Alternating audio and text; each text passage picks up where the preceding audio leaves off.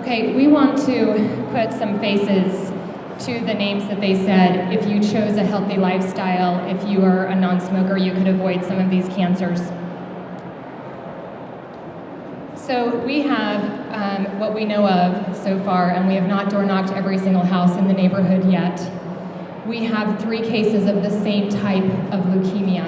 And I noticed that leukemia wasn't even listed in the higher than normal increased cancer rates in this study. Next to me, she may look familiar, Cammie Carver. They've had fundraisers going on. This is now her 2nd battle of leukemia type ALL.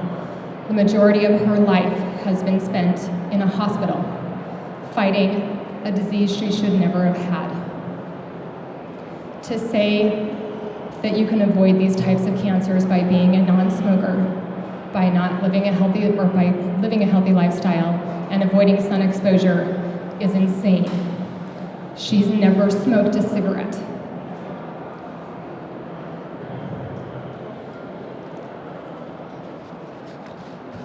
These are young children that should never be exposed to anything that could cause this type of cancer or any other type of cancer.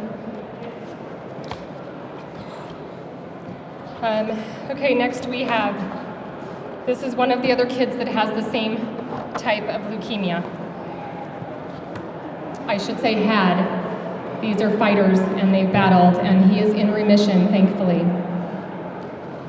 They moved to Foxboro in February 2005. He was diagnosed almost exactly 2 years later, in February 2007. They are a non-smoking and otherwise healthy family. Brandon was 7 when he was diagnosed with leukemia type ALL.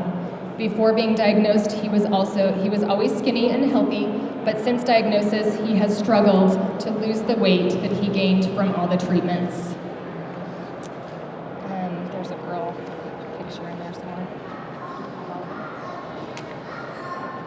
Who has the girl? Oh, you do have her? I apologize, hold on. Apparently I'm missing a photo. So this is about a 12-year-old girl. The mom writes, both of our girls attended Spectrum Academy in North Salt Lake for 2012 and 2013 school year. Melody still attends school there. Madeline, age 12, has autism, GI struggles, orthopedic issues in the back, legs, knees, and feet, language processing deficits, and anxiety disorder, as well as asthma. Madeline was sick every 4 to 6 weeks with congestion and coughing from October 2012 till May 2013 while attending Spectrum Academy located in the Foxboro neighborhood. We saw multiple specialists, including pulmonary, ENT, and even an immunologist. No one could tell us why she was sick all the time. Her cure was when she went on medical leave from the school in May 2013 and never returned back to Spectrum Academy. She has not been sick since. Okay, this is David.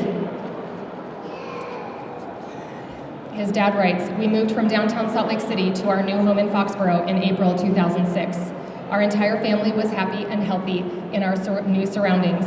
David turned 3 the end of October 2007. Shortly after Halloween, he began limping on and off, and many doctor visits and several trips to the ER at Primary Children's Hospital, it was discovered that David had stage 4 neuroblastoma, a cancer of the nerve endings that are forming.